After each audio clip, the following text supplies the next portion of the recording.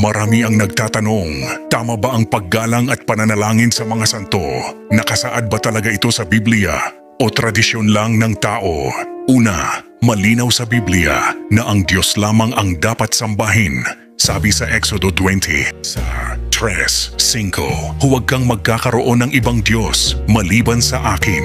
Huwag kang luluhod o sasamba sa mga larawang inanyuan. Ngunit bakit may mga santo? Ang mga santo ay hindi Diyos, kundi mga taong naging tapat sa pananampalataya at ginamit ng Diyos bilang inspirasyon.